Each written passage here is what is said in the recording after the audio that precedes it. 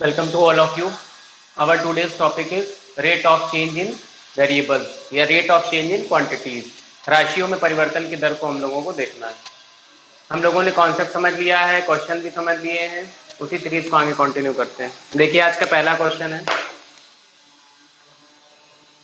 पहले हिंदी वाले सभी लोग सुन ले ध्यान से। लिखा है एक पाइप से रेत 12 सेंटीमीटर क्यूब प्रति सेकंड की दर से गिर रही है।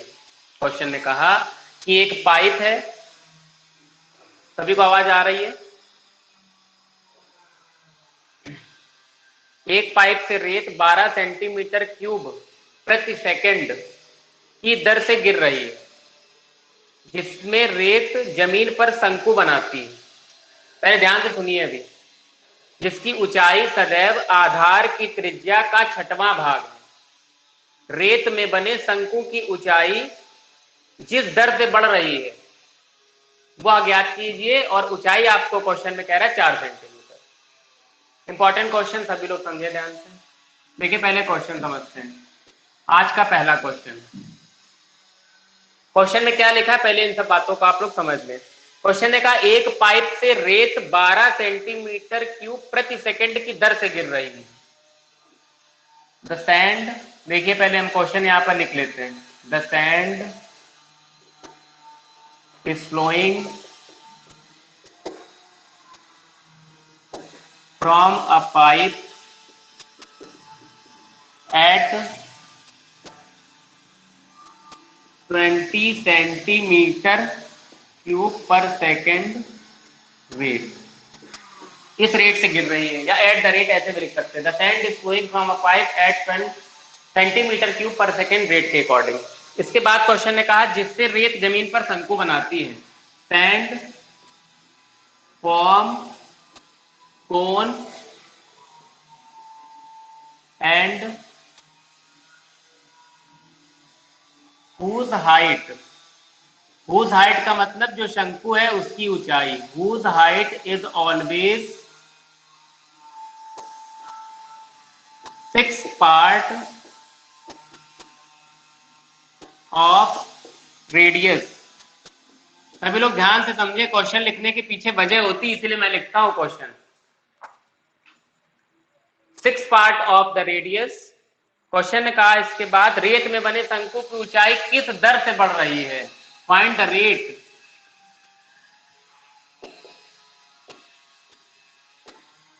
Bye which height of cone is increasing. और आपसे बोला गया where h equals to 4 centimetre. ये देखिए क्वेश्चन था। अब सभी लोग ध्यान समझिए, कॉन्सेंट्रेट होके। क्वेश्चन में कहा गया, बहुत आराम समझिए, इत्मीनान से जो जो शब्द हम बोले उन शब्दों को जरूर ध्यान दीजिएगा। देखिए क्या कहा गया। The sand is flowing from a pipe, मतलब एक पाइप है जिससे बालू आपकी निकल रही है। देखिए इस तरीके से कोई एक पाइप है आपके पास, ऐसे ये एक पाइप है, इससे बालू आपकी निकल रही है ऐसे। इस तरीके समझने का प्रयास करिएगा। और ये जो बालू निकल रही है ये जमीन पर बनाती है कोन का शेप। कोन का मतलब होता है शंक्वाकार, शंकु का शेप बनाती है, जिसको हम लोग कहते हैं शंकु। देखिए ये हमारा एक शंकु फॉर्म हो रहा है, इसको कहते हैं कोन। हमको अच्छे से पता है कि कोन में रेडियस होती है और कोन में हाइट होती है। कोन में स्लैंट हाइट भी होती है, इसको तिरछी ऊंचाई कहते हैं, लेकिन अभी इसका कोई रोल नहीं है। आर को कहा गया रेडियस और एच को कहा गया हाइट। ये सारी बातें आप लोगों को पता है। ये कहानी थी। एक पाइप है जिसमें बालू भरी है, इससे जब बालू गिरती है तो बालू कोन का आकार ले लेती है, मतलब शंकु का आकार ले लेती है। ये पहली लाइन कह रही है। और साथ में कहा गया the sand is flowing from a pipe at 12 centimetre cube. Centimetre cube में क्या होता है, वॉल्यूम होता है। Centimetre cube per second rate. इसका मतलब ये जो बालू निकली है और जो गिरी है, इसने क्या बनाया, कोन बनाया। इसका मतलब ये जो बालू, जितनी भी बालू इसमें भरी थी, उस बालू के वॉल्यूम ने किसका रूप ले लिया है, कोन का रूप ले लिया है। इसका मतलब जो बात हम लोग गिवन में लिखते थे, अब वो शुरू कर दीजिए लिखना।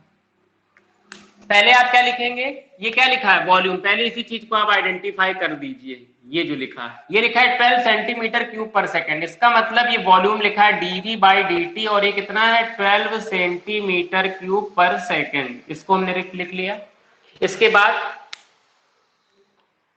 कह रहा है कि फॉर्म कोन, कोन बन गया ठीक है, हुज हाइट, जिसकी हाइट इज ऑलवेज, उसकी हाइट हमेशा, किसकी हाइट, शंकु की ऊंचाई, शंकु की ऊंचाई हमेशा, whose height is always 6 part of radius, मतलब ये जो शंकु है इसकी ऊंचाई हमेशा रेडियस का 1/6 पार्ट होगी। ये बात हम नहीं क्वेश्चन कह रहा, देखिए क्या लिखा, height is always 6 part, 1/6 part, 1/6 ऐसे लिखिए, 1/6 पार्ट मतलब 1/6 पार्ट है हमेशा, तो h इक्वल्स टू r/6, ये भी क्वेश्चन लिखा हमसे, उसको भी लिख लिया। कह रहा फाइंड द रेट, वह रेट ज्ञात कीजिए या वह दर ज्ञात कीजिए bye which height of cone is increasing, इसका मतलब हमको निकालना है यहाँ पर हाइट के लिए काम करना है, इट मींस हमको dh/dt क्या है ये हमको पता करके बता देना है क्वेश्चन में, ये सब। और क्या दिया, हाइट आपको दी है 4 सेंटीमीटर, तो हाइट हमने लिख ली 4, ये सारी बातें हमको पता थी, हाइट बराबर 4 सेंटीमीटर। सारी कहानी क्लियर है, आपके सामने है, किसी बच्चे को कोई भी दिक्कत है तो निसंकोच हमसे यहाँ पे पूछ सकता है कि कैसे क्या हुआ। फिगर भी क्लियर है, सारी लैंग्वेज भी क्लियर है। अब हम लोग क्वेश्चन को सॉल्व कर रहे हैं, देखिएगा सॉल्यूशन। देखिए सबसे पहली बात क्या आया है यहाँ पर टर्म वॉल्यूम, देखिए dV/dt आया है कि नहीं, इसका मतलब वॉल्यूम किसका यूज होगा, कोन का, तो आप यहाँ पर लिख लीजिए वॉल्यूम ऑफ कोन,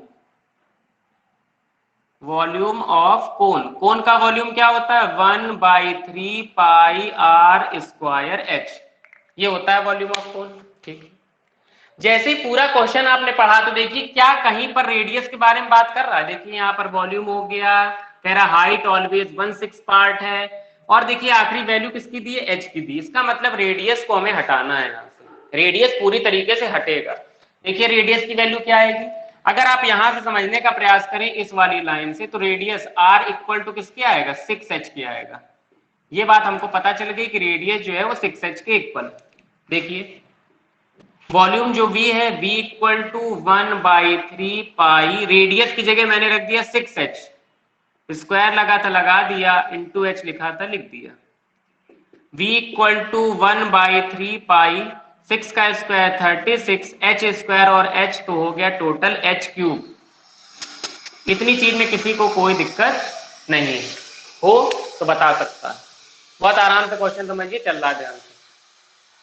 हमको दिखना क्या चाहिए dV/dt, अभी कहीं पर हम बाई टी नहीं लेके आए, बाई टी का मतलब differentiate with respect to t, यही तो है बाई टी का मतलब। अब देखिए यहाँ पे हम लेके आ रहे हैं, कैसे लिखेंगे, ऐसे differentiate with respect to T, T के सापेक्ष अवकलन, क्यों, क्योंकि हमको रेट ऑफ चेंज चाहिए, तो v के लिए करिए क्या आएगा dV/dt इक्वल टू 1/3 बाहर, 1/3 पाई पूरा बाहर, देखिए v का अवकलन करने चले किसके सापेक्ष, t के सापेक्ष, तो dV/dt इक्वल्स टू 1/3 बाहर पाई बाहर, 36 आपका एज इट इज हो जाएगा। h³ का डिफरेंशिएशन करिए, h³ का डिफरेंशिएशन करेंगे तो x की तरह मानकर क्या होगा, पावर आगे एक कम, तो हो गया 3h², लेकिन h का दोबारा से करना पड़ेगा, क्यों, क्योंकि डिफरेंशिएशन देखिए हम t के रिस्पेक्ट में कर रहे हैं और यहाँ पर है h, इसका मतलब h को जबरदस्ती आपने लिया है, और जो जबरदस्ती होता है उसका हमें दोबारा से करना होता है, तो आपने dH/dt ले लिया, इतनी चीज में किसी को कोई दिक्कत नहीं। आप समझिए ध्यान से, अब हमको कुछ नहीं करना, केवल वैल्यूज को रखते चले जाना है। इसके बाद जरा यहाँ पर स्टेप समझिएगा, देखिए dV/dt कितना दिया है क्वेश्चन में, dV/dt 12 दिया है, 12 रख दीजिए, equal to 1/3 pi as it is रख दीजिए, 36 इंटू 3, तो देखिए अगर 3 से 3 कट कर दें तो कोई दिक्कत नहीं, ये 3 और ये 3 एलिमिनेट हो जाएगा, तो यहाँ पर भी 3 को लिखने का कोई मतलब नहीं, क्योंकि 3 हो गया पूरी तरीके से खत्म। देखिए ये 3 एलिमिनेट हो गया, केवल बचा 36 पाई, तो हमने लिख लिया 36 पाई इंटू h²। अब देखिए क्या h क्वेश्चन में हमको कहीं दिया है, हाँ h दिया था 4, तो h² मतलब 4 का स्क्वायर इंटू क्या है dH/dt, यही तो हमको निकालना है, तो इसको अभी हमें रोक के रखना पड़ेगा। यहां तक किसी को कोई दिक्कत नहीं। आगे देखिए, यहां पर 4 का स्क्वायर 16, ये हो गया 36 पाई, 4 का स्क्वायर हो गया 16 dh अपॉन dt। बहुत आसानी समझिए, इस 12 से हम 36 को एलिमिनेट कर सकते हैं, तो हो गया 12 3 जा 36, 16 इंटू 3 हो जाएगा 48 पाई, और ये 1 के अपॉन में आ जाएगा तो हो जाएगा 1 अपॉन 48 पाई dh अपॉन dt। यही हमारा फाइनल आंसर हो जाएगा। अगर आपका बहुत मन है तो यहाँ पर आप 22/7 रख करके 7 ऊपर चला जाए 22 नीचे, इसको आप सॉल्व कर सकते हैं, और नहीं तो आप इसको यहीं पे छोड़ दीजिए। यही हमारा फाइनलाइज आंसर हो जाएगा। और इसकी यूनिट जरूर लिख दीजिए। यूनिट क्या लिखेंगे? h है मतलब हाइट, और रिस्पेक्ट में क्या है t, और हाइट किस में होती है? देखिए क्वेश्चन किस में चल रहा था, सेंटीमीटर में, तो हाइट क्या आ जाएगी? Centimetre per second. dh upon dt की वैल्यू 1 अपॉन 48 पाई dh upon dt centimetre per second. देख लीजिए, किसी को कोई दिक्कत है तो पूछ सकता है निसंकोच। जल्दी से देखिए।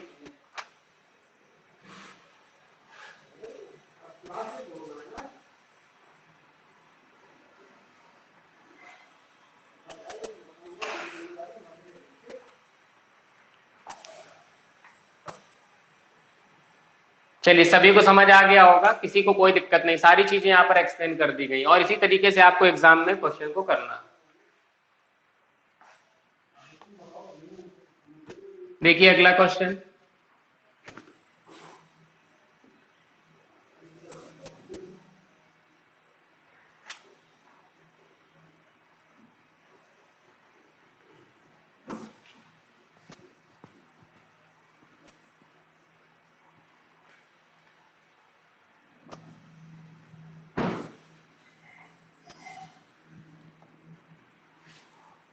देखिए अगला क्वेश्चन पहले हिंदी में पढ़ रहे हैं, फिर उसके बाद इंग्लिश वाले समझेंगे।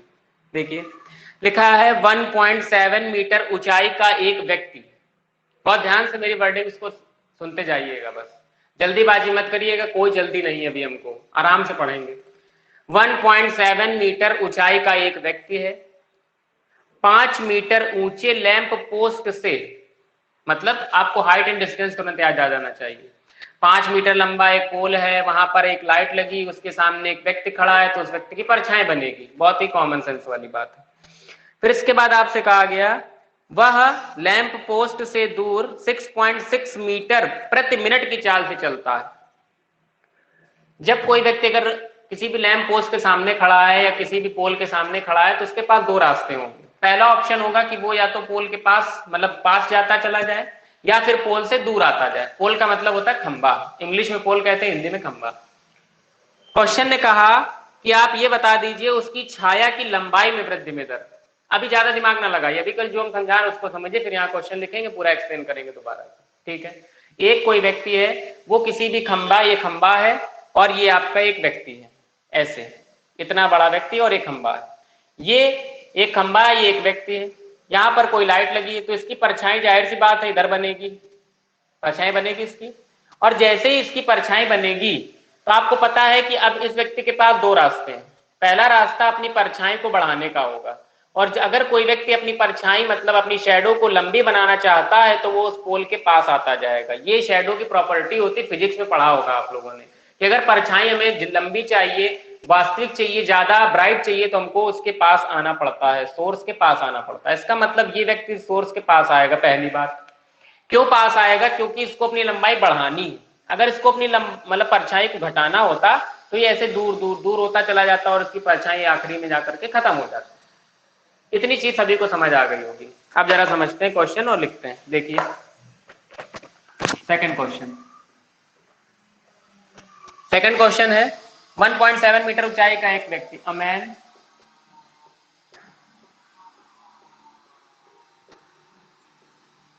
whose height 1.7 meter stands in front of a pole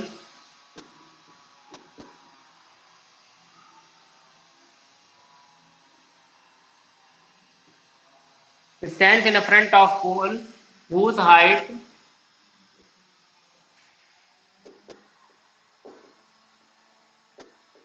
5 metre, ऐसा कुछ। A man whose height 1.7 meter stands in front of a pole whose height 5 metre, जिसकी ऊंचाई 5 मीटर है। The man walks at rate 6.6 metre per minute. अब ये व्यक्ति चलना शुरू कर देता, 6.6 मीटर पर मिनट की रेट से चलता है। तो आपसे क्वेश्चन ने कहा उसकी छाया की लंबाई में वृद्धि बता दीजिए। Find the rate of change of increase in it's height.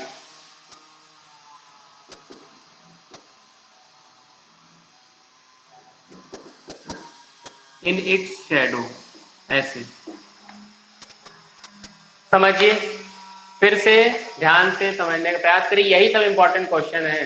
पहले 2 दिन जो क्वेश्चन चले थे वो आप सभी कर लेंगे आसानी से, क्योंकि उसमें कोई बहुत क्रिटिकल चीज नहीं है। देखिए क्या लिखा, a man whose height 1.7 metre, एक व्यक्ति है जिसकी ऊंचाई 1.7 है। तो आपने यहाँ पर एक व्यक्ति बना दिया जिसकी ऊंचाई 1.7 है। फिर आपसे क्वेश्चन ने कहा इन फ्रंट ऑफ अ पोल, एक पोल है तो आपने एक खंबा ऐसे बना दिया। अ पोल हुज हाइट 5 मीटर, इसकी ऊंचाई है 5 मीटर की। अब क्वेश्चन ने कहा the man walks at rate of 6.6 metre per minute, व्यक्ति चलना शुरू कर देता है। देखिए अगर कोई व्यक्ति चलना शुरू करेगा तो आपको पता है कि उसके पास 2 रास्ते होंगे चलने के। पहला रास्ता होगा या तो वो पास आएगा खंबे के, या तो वो दूर जाएगा खंबे से। तो अगर कोई व्यक्ति खंबे के पास आ रहा हो, 5 मीटर है खंबे की ऊंचाई और 1.7 मीटर है व्यक्ति की ऊंचाई। यहाँ पर जो आदमी खड़ा है, ये एक आदमी है यहाँ पर, ऐसे याद रखिए, पॉइंट आउट कर दीजिए। और यहाँ पर एक लाइट लगी है जिसको बोलते हैं पोल, ठीक है। यहाँ पर एक एंगल बन रहा होगा थीटा। हम लोगों ने ऐसे क्वेश्चन हाइट एंड डिस्टेंस बहुत सारे करे हैं। इसको हमने लेट करा ए, इसको हमने लेट करा बी, इसको हमने लेट करा सी, इसको हमने लेट करा डी। साथ ही साथ इसको हम, इस डिस्टेंस को आप एक्स लेट कर लीजिए, वाई लेट कर लीजिए, जो भी आपकी इच्छा है। इस डिस्टेंस को हमने एक्स लेट कर लिया और इस डिस्टेंस को मैंने वाई लेट कर लिया। समझिए बहुत ध्यान से।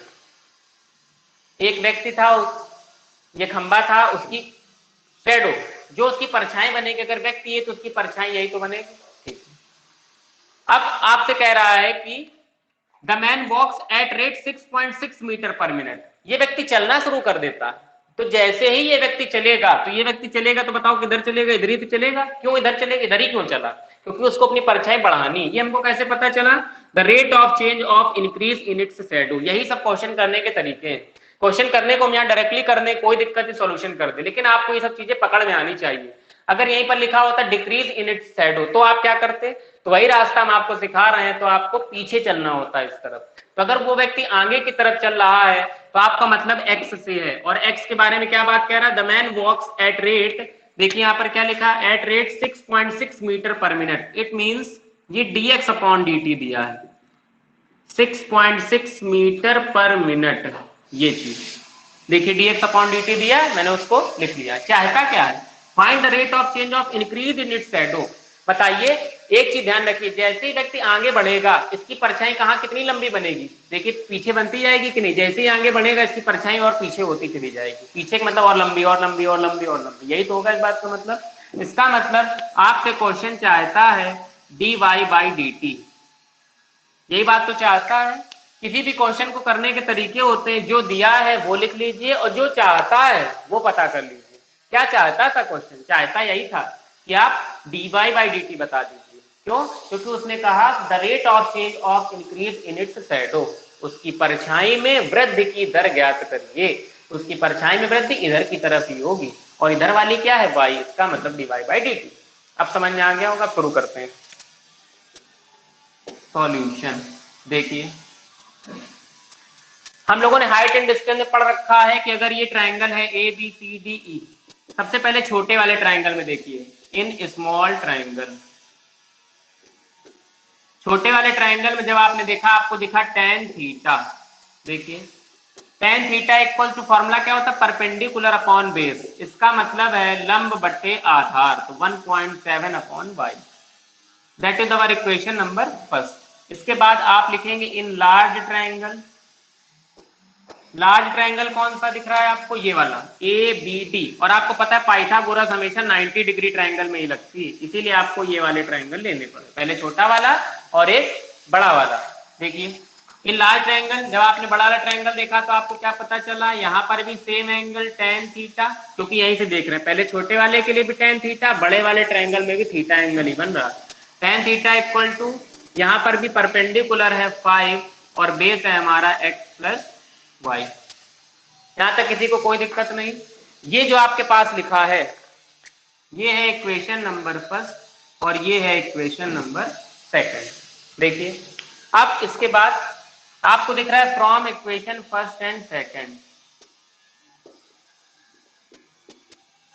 पहली और दूसरी इक्वेशन से देखिए आपको क्या मिलेगा, आपको दिखेगा tan tan बराबर है, इसका मतलब आपको पता चल जाएगा 1.7 upon y equal to 5 upon x plus y, ये बात आपको पता चल गई।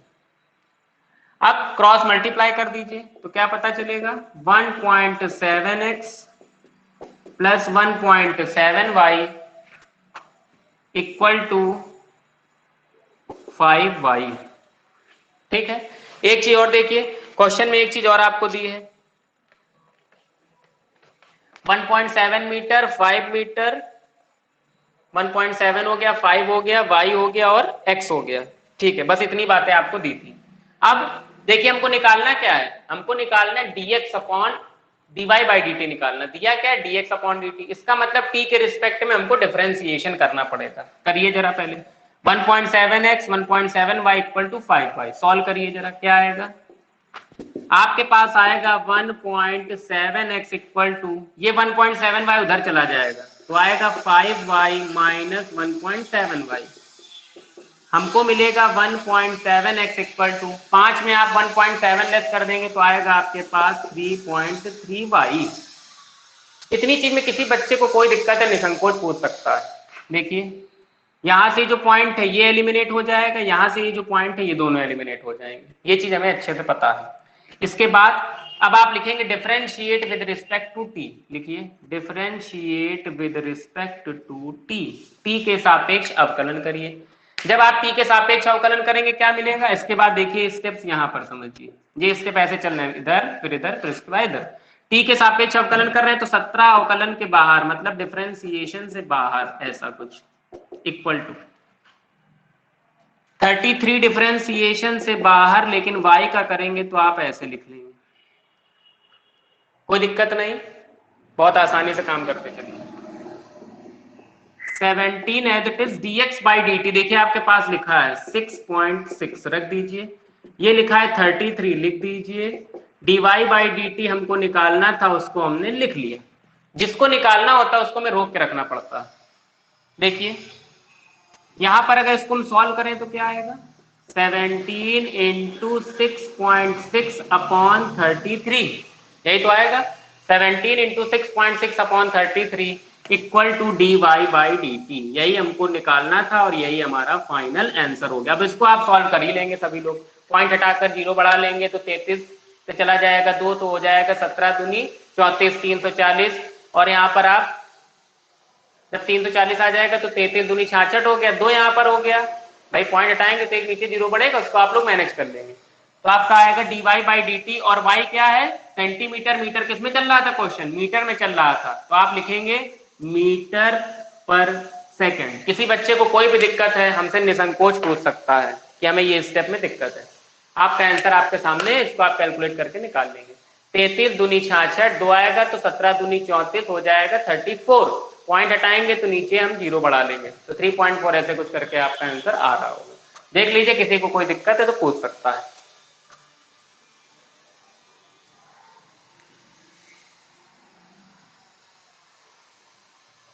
किसी भी स्टेप में कोई भी प्रॉब्लम हो तो पूछ लीजिए, ये सब इंपॉर्टेंट क्वेश्चन है और इस चैप्टर में यही सब क्वेश्चन पढ़ने लायक है। चलिए सभी को समझ आ गया, किसी को कोई दिक्कत है तो हमसे पूछ सकता है।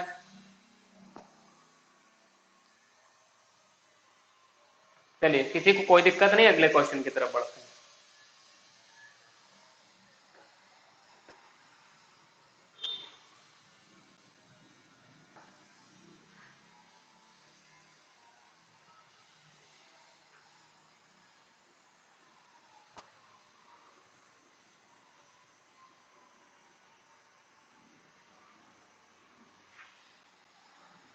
देखिए अगला क्वेश्चन, नेक्स्ट क्वेश्चन लिखा है एक वृत्त की त्रिज्या, समझिए क्वेश्चन नंबर 3।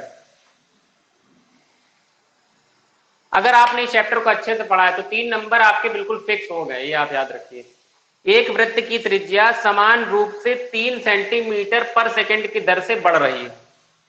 ज्ञात करें वृत्त का क्षेत्रफल किस दर से बढ़ रहा है जब r बराबर 10। ये बात दी थी हिंदी में। अब देखिए इंग्लिश में क्या लिखा है, एक वृत्त की त्रिज्या समान रूप से 3 सेंटीमीटर पर सेकंड की दर से बढ़ रही है। रेडियस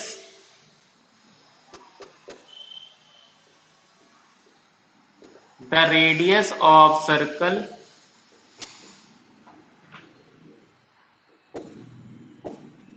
is increasing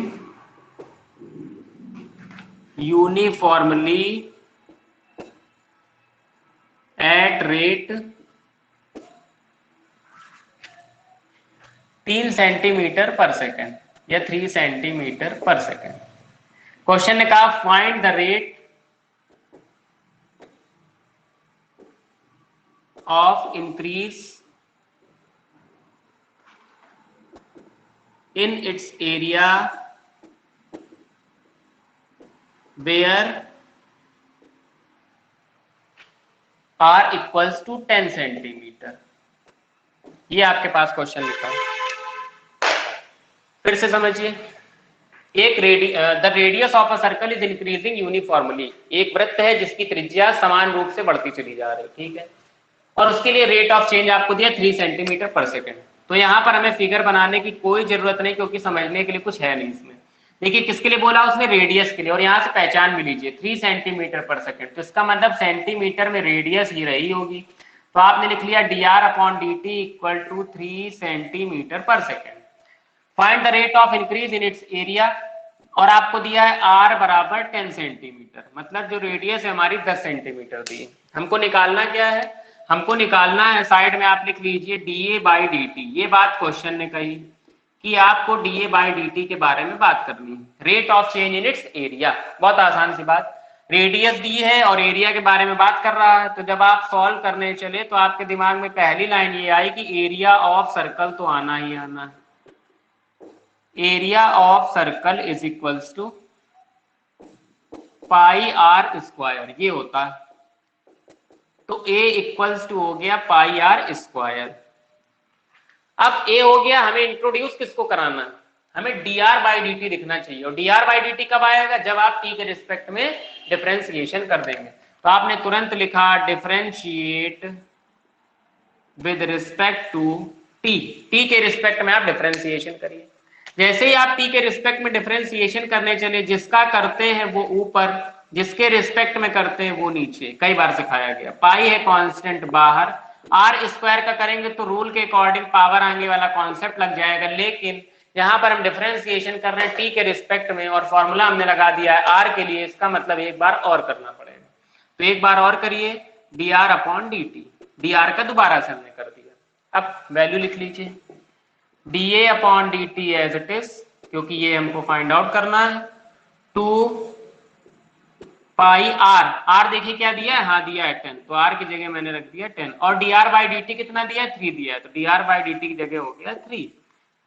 10 33 दूनी 60, तो हो गया आपका 60 पाई। अब आपको यूनिट देखना है, तो यूनिट क्वेश्चन किस में चल रहा था, सेंटीमीटर में, तो आपकी यूनिट क्या आ जाएगी, सेंटीमीटर स्क्वायर पर सेकंड, क्योंकि एरिया की बात कर रहा है और एरिया हमेशा किस में होता है, स्क्वायर में, और टाइम होता है सेकंड में। तो सेंटीमीटर स्क्वायर पर सेकंड की रेट से ये इंक्रीज हो रहा है, ऐसे आपने इसको बता दिया, और यही हमारा फाइनल आंसर हो गया। देख लीजिए, किसी कोई दिक्कत तो पूछ लीजिए, बहुत आसान सा क्वेश्चन है, जल्दी से देखिए।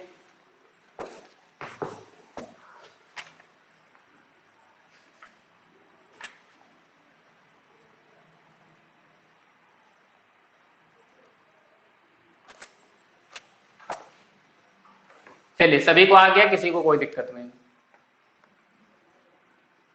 कल से आप लोग इस चैप्टर के डाउट हमसे पूछेंगे कि ये वे क्वेश्चन बता दीजिए, आप लोगों को वो क्वेश्चंस बता दिए जाएंगे। किसी भी बुक से आप पूछना चाहते हैं आप पूछ सकते हैं, R D Sharma, M L Agrawal, R S Agrawal, किसी भी बुक से आप पूछ सकते हैं। UP board, English medium, CBSE board, कहीं की भी बुक हो, आईसीएसई बोर्ड, पूछ सकते हैं आप लोग निसंकोच। देखिए, इसके बाद अगला क्वेश्चन लिखा है, the radius of an air bubble is increasing. Air bubble का मतलब एक हवा का बुलबुला है जिसकी त्रिज्या, पहले हिंदी वाले समझ ले ध्यान से क्या क्वेश्चन कह रहा है। लिखा है कि the radius of an air bubble is increasing, English में ये बात और हिंदी में आप लोग समझ लीजिए इसको।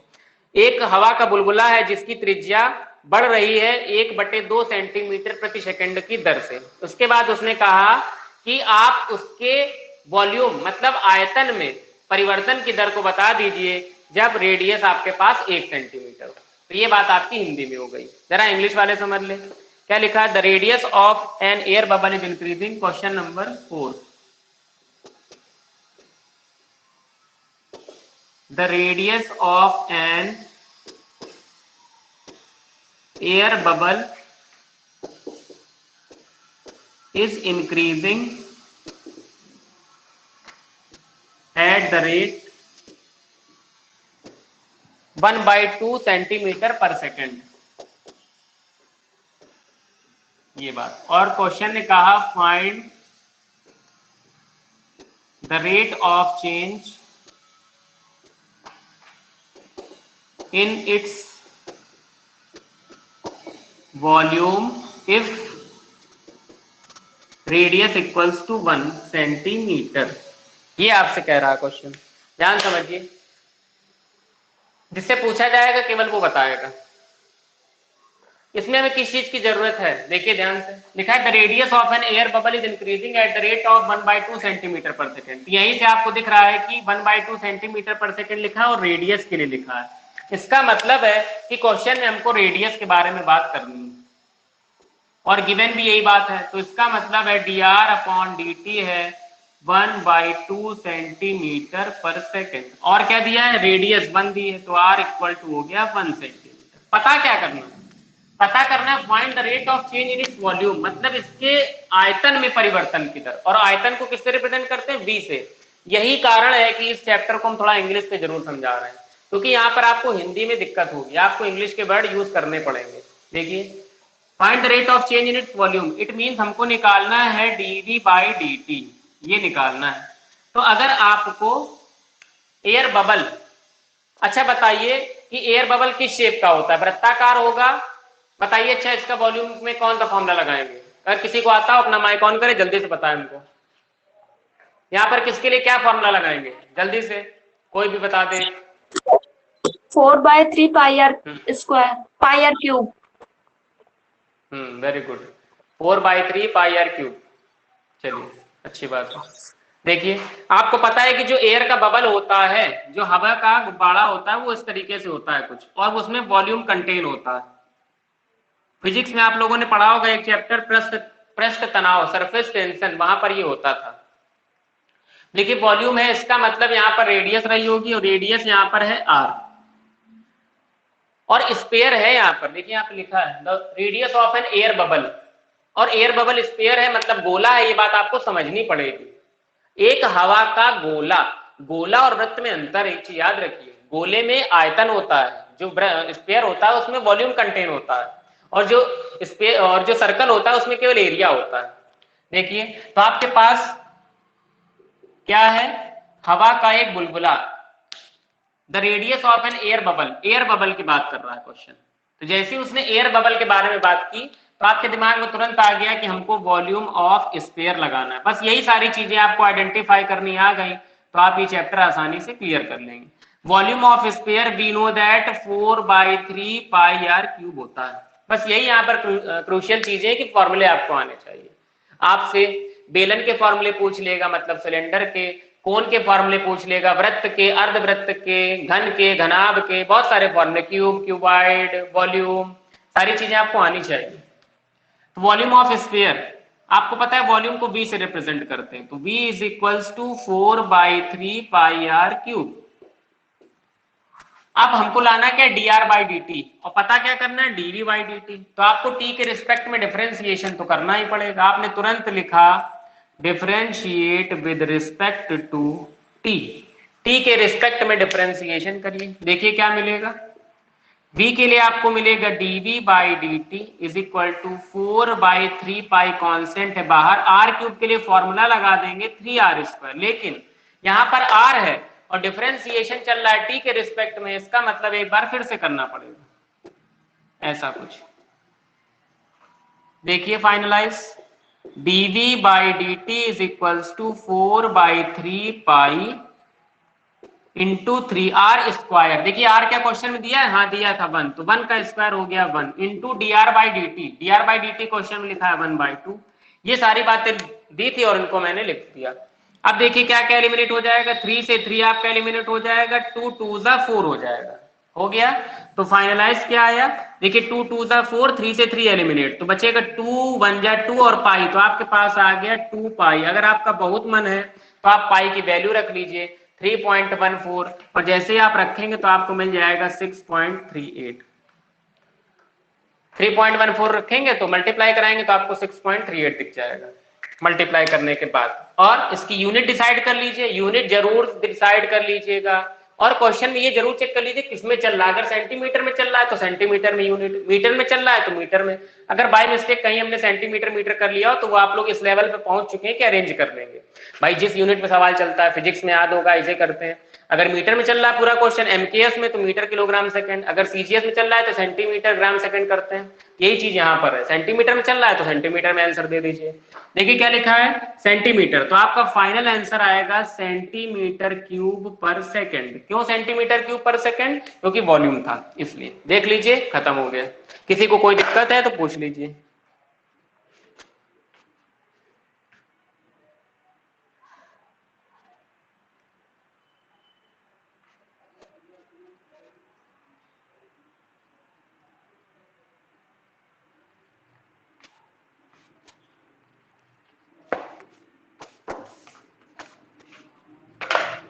चलिए सभी को समझ आ गया। एक क्वेश्चन और देखिए जल्दी से।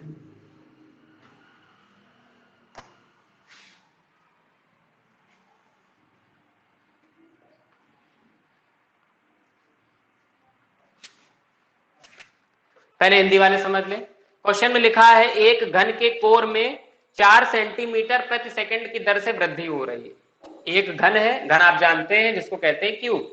एक घन के कोर में 4 सेंटीमीटर प्रति सेकंड की दर से वृद्धि हो रही है। वृद्धि जहां होता है वहां इंक्रीजिंग मतलब पॉजिटिव, जहां पर ह्रास होता है मतलब डिक्रीजिंग, वहां पर माइनस। यदि कोर की लंबाई 8 सेंटीमीटर हो, कोर का मतलब है भुजा से, घन का आयतन बताइए। अब इंग्लिश वाले समझ लें जरा। Question number 5,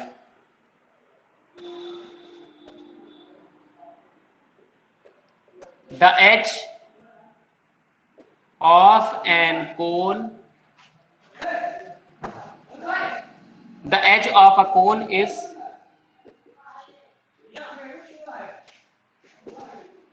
increasing at the rate 4 centimetre per second. ये लिखा है क्वेश्चन ने कहा find the rate of change, find the rate of change या find the rate of change increase, ये जरूर लिख लीजिएगा, मतलब बढ़ा रहा है वो आयतन। Find the rate of change increase in its volume.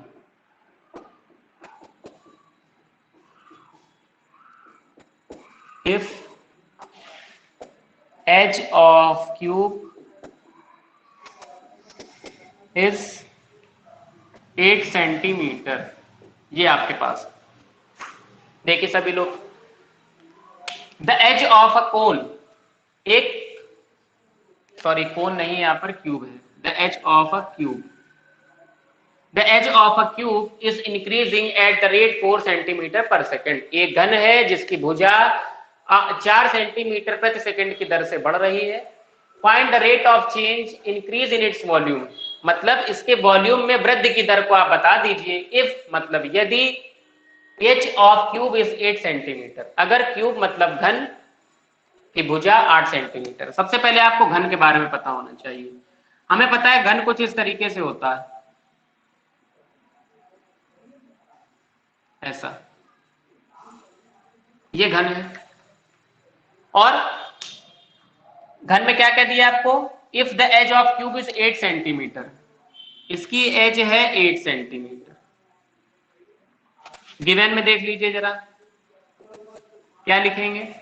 सबसे पहले आप क्या लिख लेंगे, देखिए आइडेंटिफाई करिए क्या लिखना है हमको। देखिए यहाँ लिखा है 4 सेंटीमीटर पर सेकेंड, और सेंटीमीटर में क्या होगी, जाहिर सी बात है सेंटीमीटर में घन की भुजा ही होगी या क्यूब की साइड होगी, तो आप उसको लिखेंगे dA अपॉन dt, क्योंकि घन की भुजा को हम a से दिखाते हैं, आपकी जिससे इच्छा उससे दिखा दीजिएगा।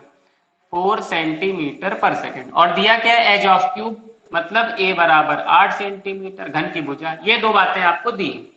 हमको पता क्या करना है, पता करना है rate of change in its volume, और वॉल्यूम को किससे दिखाते हैं, v से। इसका मतलब हमको dv बाई dt पता करना है। dv बाई dt गायब है। अब घन का आयतन तो पता ही होना चाहिए, cube of volume of a cube. तो देखिए सॉल्यूशन में वॉल्यूम ऑफ क्यूब, तो देखिए क्या लिखेंगे, वॉल्यूम ऑफ क्यूब, घन का आयतन a क्यूब होता है, हम लोगों ने बहुत छोटी क्लासेस में पढ़ रखा है, v equals to a cube.